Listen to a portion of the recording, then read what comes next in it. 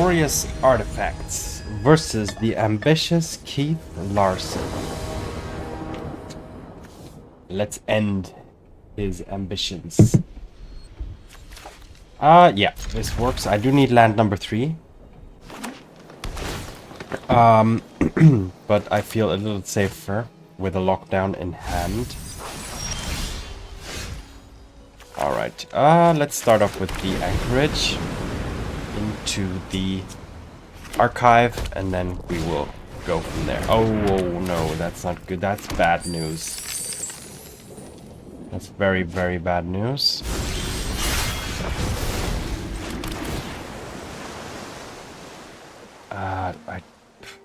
Nope. I'm looking for the Soul Guide Lantern here.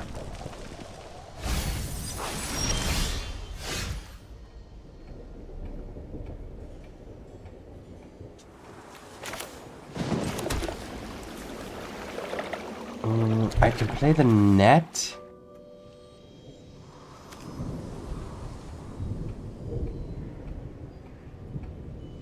And I could tap down the treasure, but they might have 4 lands anyway, so... Huh. What's the play here? What's the play? Just drop a Repurposing Bay and hope for the best? Let's drop the net and just... If they...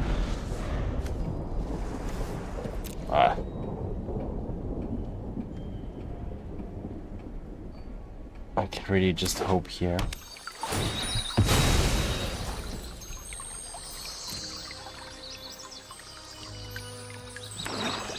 Alright, here comes the Reanimate into Golta. Yep. That was to be expected. Let's see how much they can drop though. How many cards they can drop onto the battlefield. I hope if it's only 1, yeah, it's obviously a tally. Alright, let's see what they hit.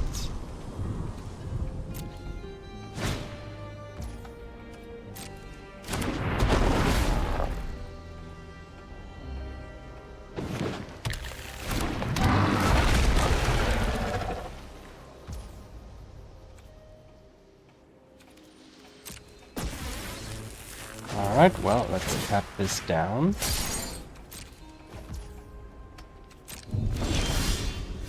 Pass the turn, and now I can Battlefront, and I need to hit both these things, exactly. Alright, let's get rid of the 14-14. Wait, which one do we want to copy, potentially?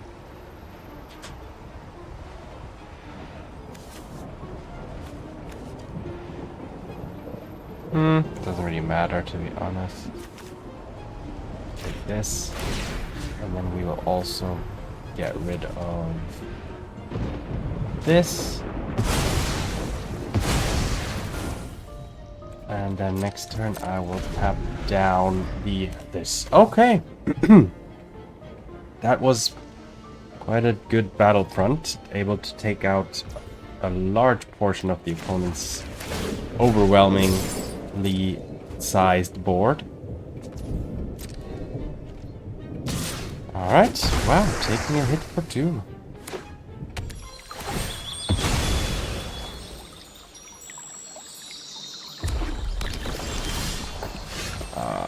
Another front could be risky, but let's go for it. I have the net for backup purposes, so let's go for this.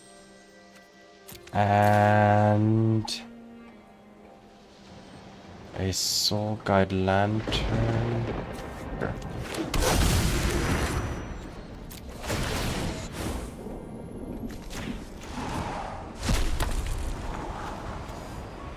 Another Battlefront seems good. Pass the turn. Tap down that thing again, and then I have a Lantern as well for additional backup, and then I have 2 of these. So I now just need to start to also find a way to close out the game.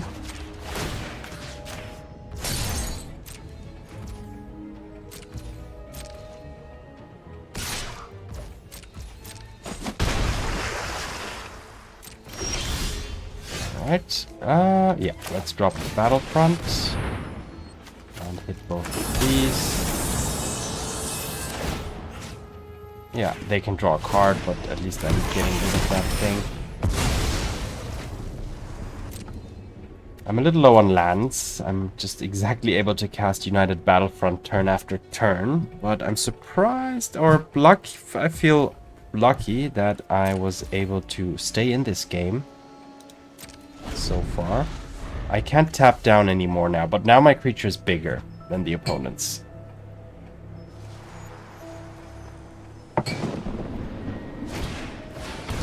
It's fine.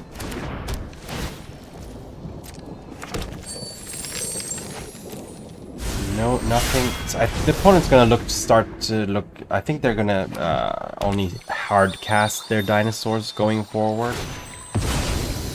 So the net is actually pretty important. So I might actually want to repurpose the Sawblades into another net, because the opponent does have things that I could have fixed. And the Itali trigger is also always very, very problematic.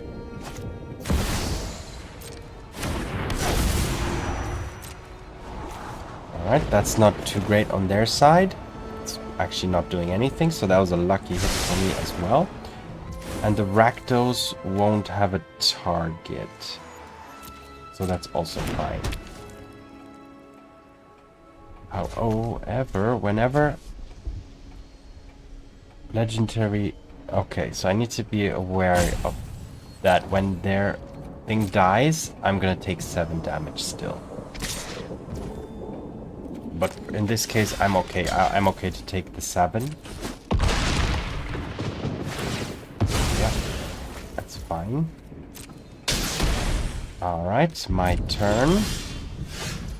I can play the bricks to get a free plains here.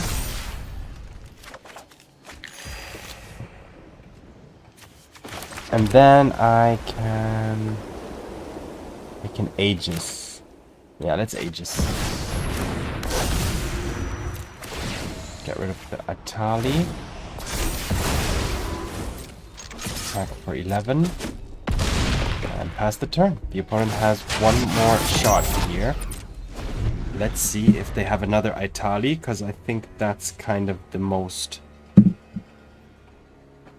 highest chance for the opponent to emerge victorious. Okay, well that's going to get exiled.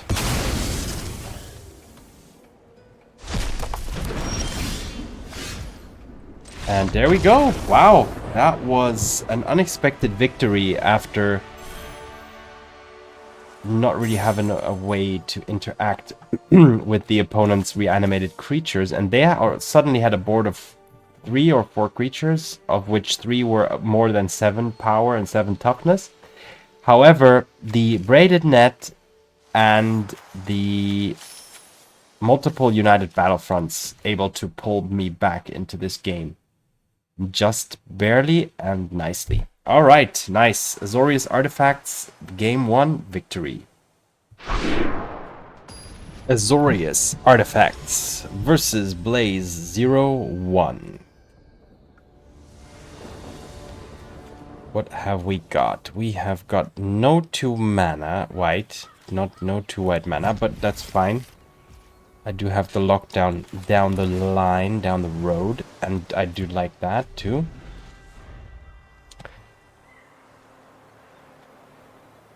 Plus I have other ways to kind of stall out the opponent a little bit, here and there. Okay, let's see what's happening here. Unfortunately, I'm gonna have to take one or a little bit more of poisons.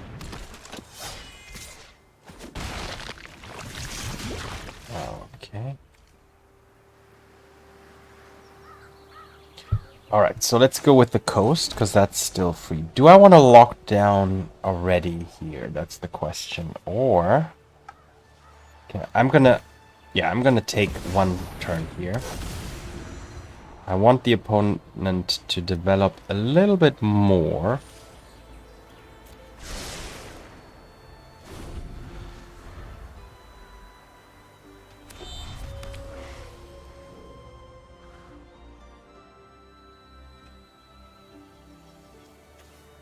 before I temporarily lock everything down here. Alright, so I'm already at 4 poison, so that's something I need to consider. And now I have a problem here, right? Because now I am a little bit behind-ish. Well, no. Not if I snare. Now, who is going to create the most? I think this is the most problematic one, because this one is also the one that dodges the lockdown. So having a blocker here is already worth quite valuable. Okay, that's not too bad for me. Alright, Death Touch, I'm happy to trade.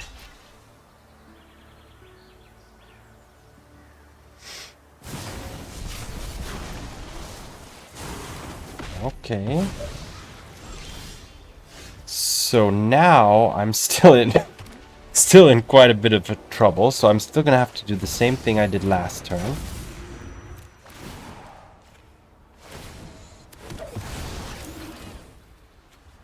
I can equip Trample Toxic. No point, it's just a 4/4 anyway. So I need to end quickly because the opponent is also going to proliferate a lot. I will block, yes. Okay, well that's pretty good news. And now I will lock down. Unfortunately, I won't be able to do anything else during this turn, but this lockdown is absolutely crucial.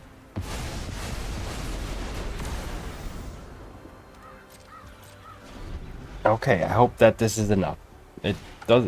Yeah, okay, that's fine.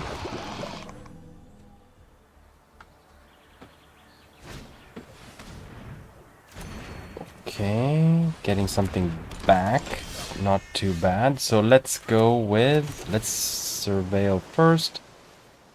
Some bricks. No, life gain doesn't help me at all. So what do we go for? Let's go for another Aegis.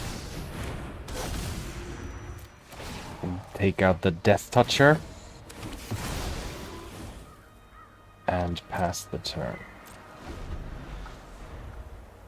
And now I just need to start making as many tokens as quickly as possible. The Simulacrum is actually a helpful tool here to increase my board. And let's just snare whatever we can. I just want to create the biggest army possible here as soon as possible, so that I can win in one go next turn. And the opponent has seen the writings on the wall and conceded. So, yeah, the opponent got me all the way up to 5 toxic, but I was able to, stall long enough, and then until I was able to play the kind of most valuable lockdown that I could muster up, and then slowly but surely take over the game by one removing the opponent's creatures, and every time I did that, thanks to the synthesizer, creating a token. So playing the synthesizer on 3 here was definitely the right choice, I would say. It enabled me to win out,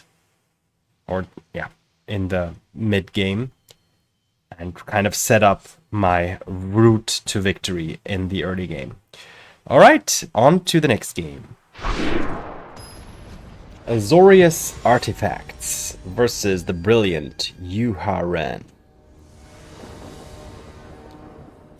What have we got this time? Yes, this is a good curve, good land situation.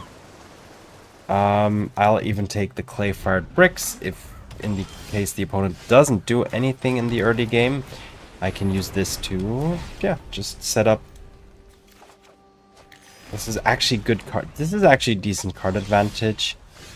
Alright, the opponent has 2 mana up, so I'm hesitant to go for the synthesizer, so I'll go for the Repurposing Bay. Well, that resolving is great news, because this can now Repurpose the clay-fired bricks into a Simulacrum Synthesizer.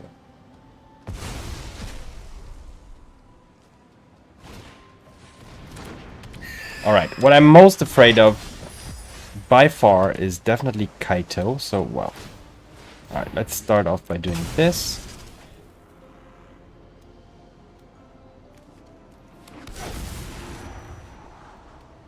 Lockdown's actually pretty good.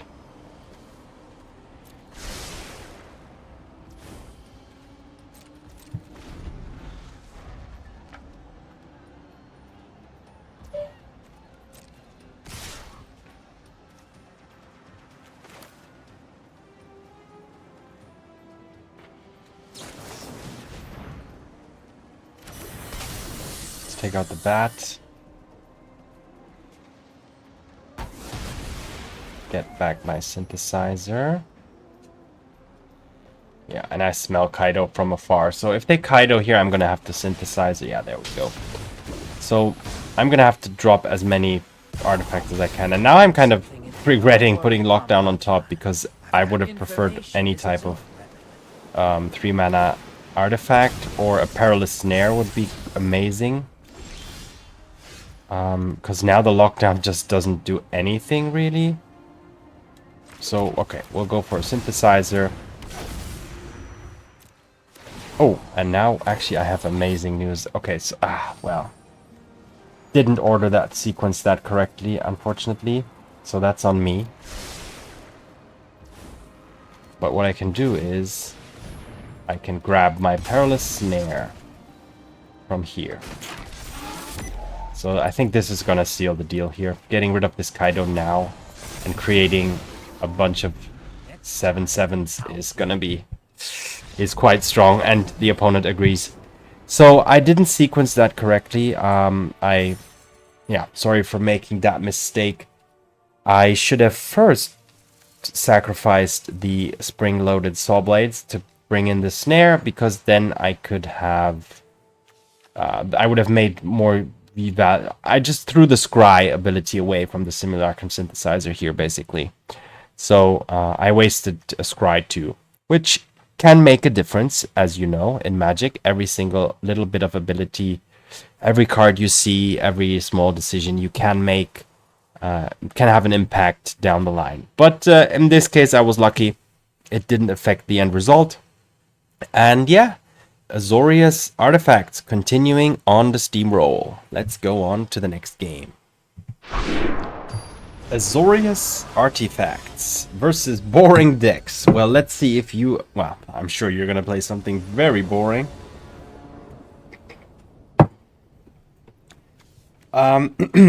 This is a keep.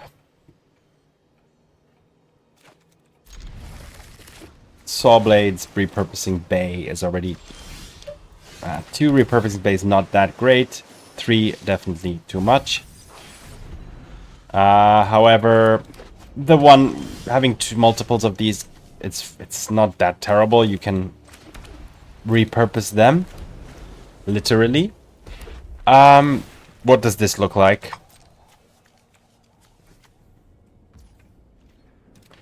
Not sure. The opponent isn't revealing much yet.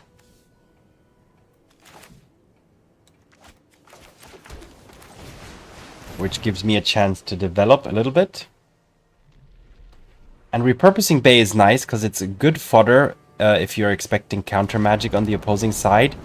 And then it can cheat in your Simulacrum Synthesizer. So once that's resolved, it's a good way for you to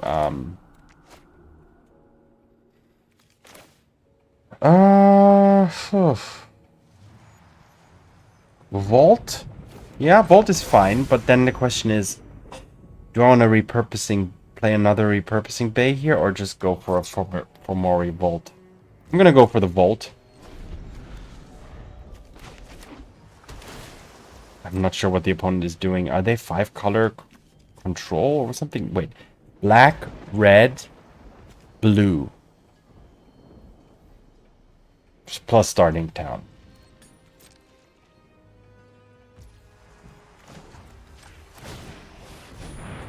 just discard a land.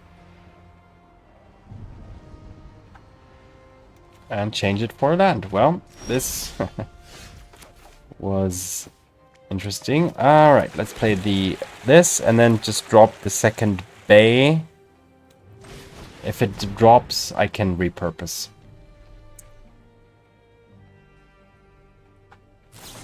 Okay, that's absolutely fine. They just showed me a regent. Alright, pass the turn.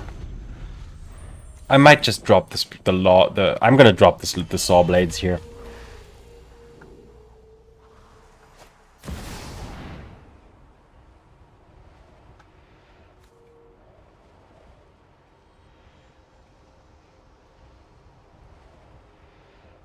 Okay.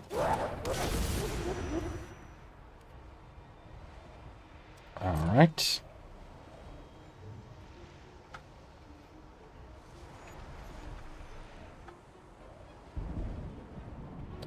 Drop a land. Oh, I see. Alright, let's drop this. I know I'm not even targeting anything, but I am doing the following. I am now going to repurpose. They could have Spell Pierce here, right? So I need to be aware of that. But still, I'm going to go for this play.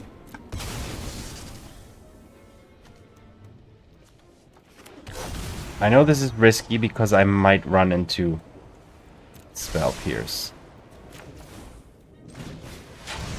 But they don't have it. Alright, well, now I can get rid of their... That's enough? That's all I need to get through to you? Okay. The opponent still had 1, 2, 3, 4, 5 cards in hand, so in... And I only had 2, but I had the crucial things on board. The Synthesizer, the Bay. So really doing a lot of good work here. Okay, nice. Another victory for Azorius Artifacts. Let's head on to the final game of today's run. Azorius Artifacts versus Javier. So they look toxic. Yep, lands are okay. A Battlefront isn't good. Unfortunately, no turn 2 play, but let's see what we draw into.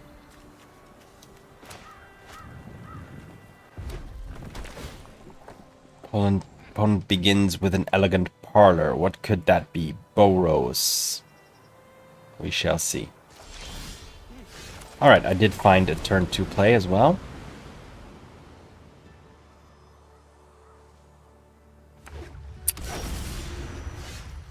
Okay, dinosaurs.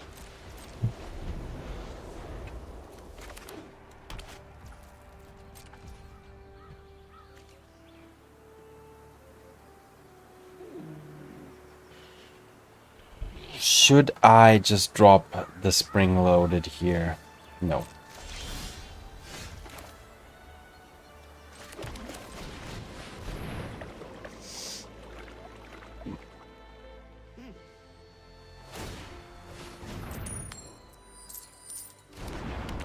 Alright, no treasure for you.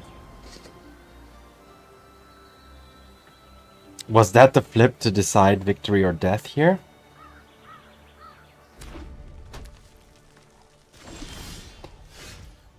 Alright.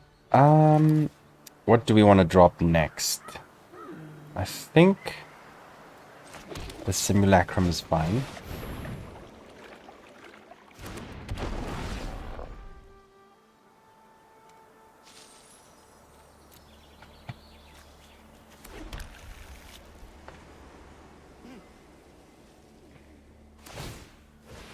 Alright.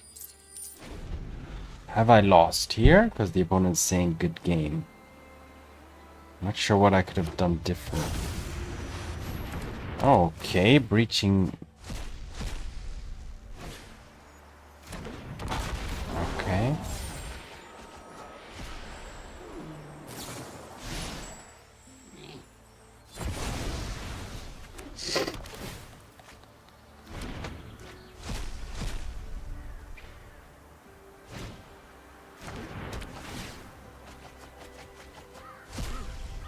this a new combo deck that I'm just not aware of? Because I've dealt with some... okay. Right.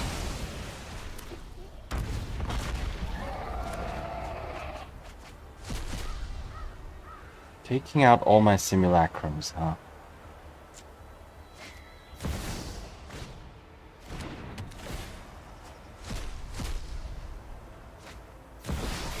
And Quintorius as well.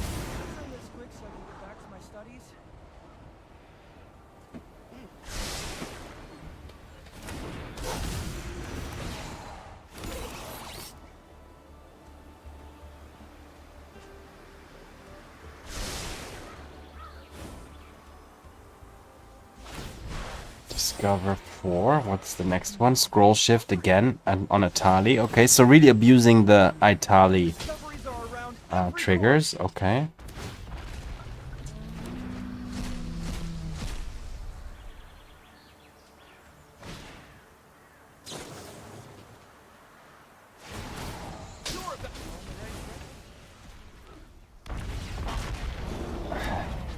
So is... okay, are they gonna mill at some point? Is that a possibility? Or am I gonna be dead before that happens?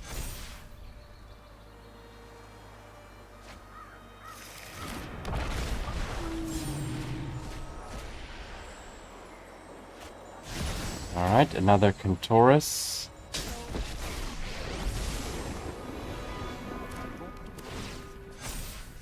Oh, this is an endless loop. Okay, I haven't seen this before, I have to admit. I've seen similar things in Pioneer. But wait a minute. Oh, what? How did they get cards back? I put the rest at bottom and around the bottom. Oh, okay, so the opponent's down to 8 cards in their graveyard. So what should I do? Definitely Battlefront.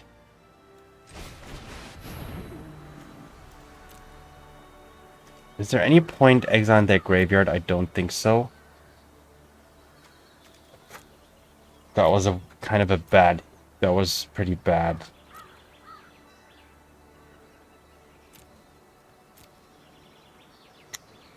Spring-Loaded isn't going to do anything, so I'm unfortunately going to have to go for this. And... wow. What else? Oh, this. Okay.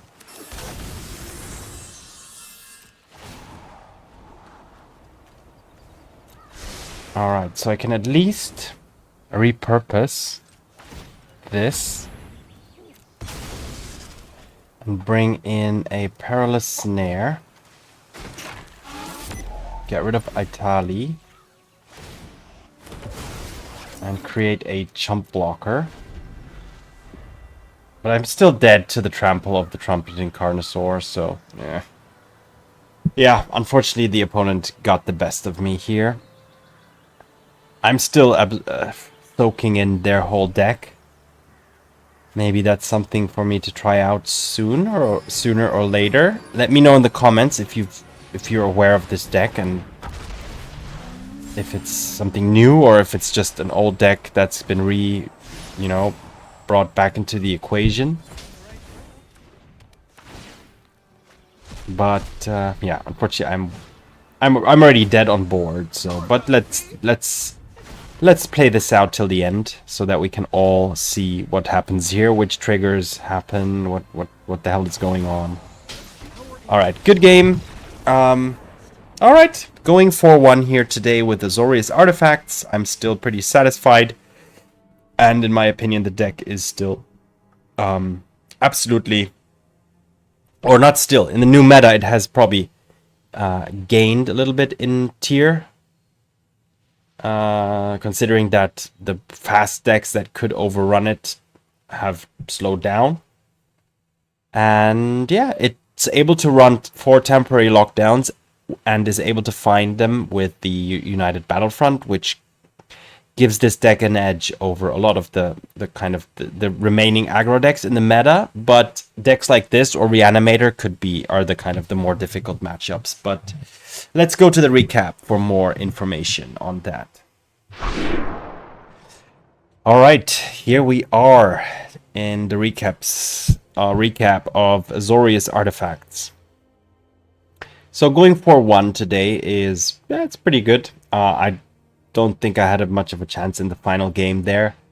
I wasn't really prepared what was thrown at me there either. I haven't seen that deck at all yet. I know that Kentoris is kind of known for combo stuff with Discover, which requires the deck to be built a lot around that Discover effect, but I haven't seen this particular one. But let's not go too much in detail into that deck. As I said, if you know more about that deck, let me know in the comments below how to, what it's susceptible to, what it loses against, what it's good at, etc.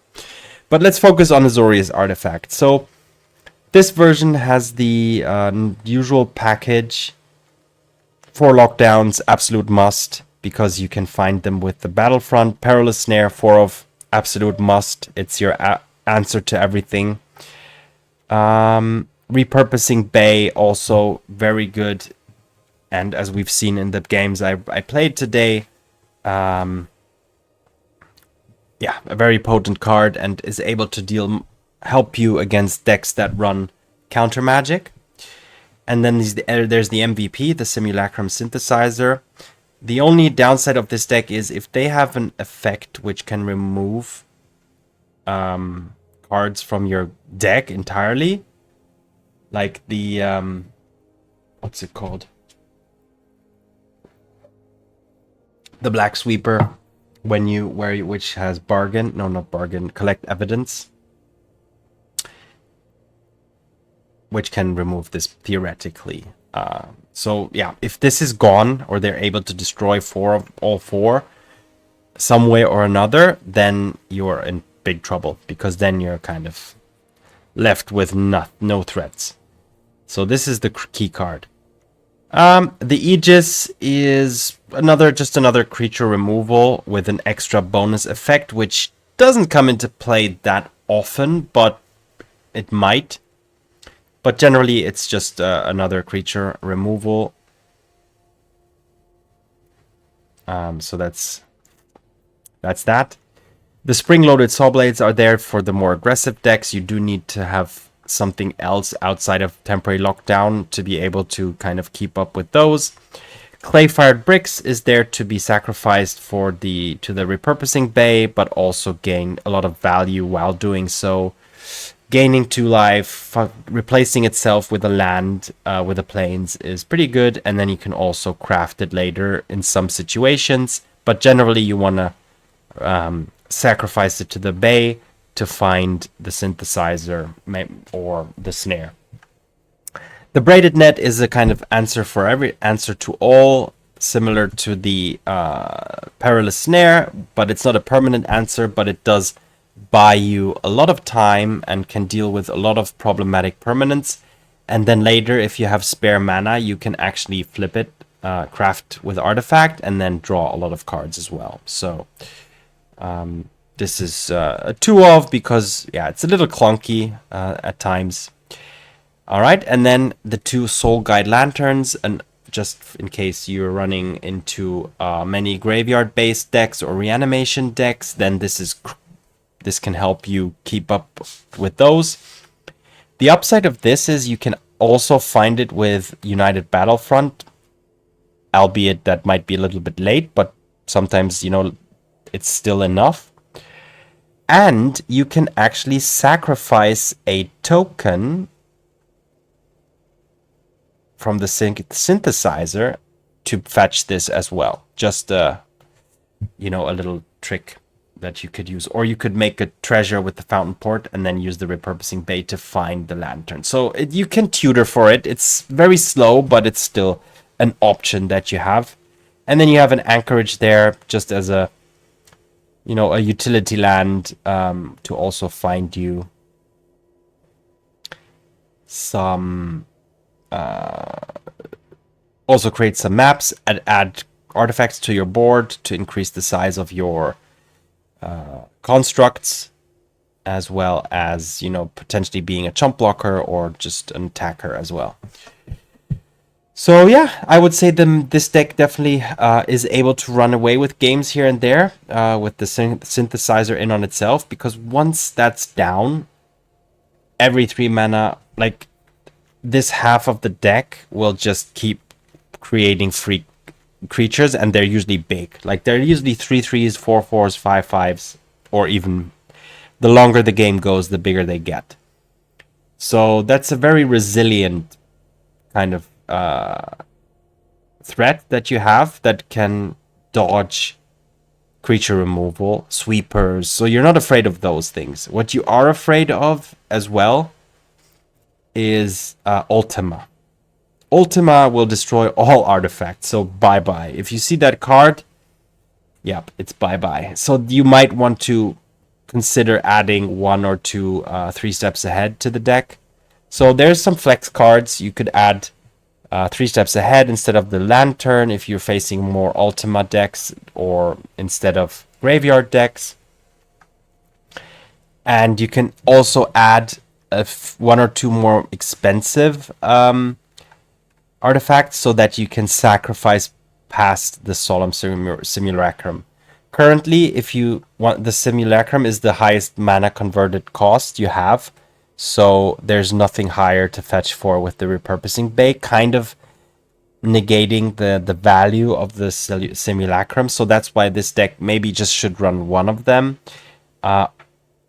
or replace some of the more cheaper cards like the Aegis for 1 or 2 more expensive cards as well, because then you can go higher on the value. But there's there's a few cards that you can switch in and out depending on your preferences. But all in all, I would say the deck is pretty well placed in the current meta, and has good chances to deal with the aggressive decks, but also all the other decks as well, unless you run right straight on into some of the hate cards.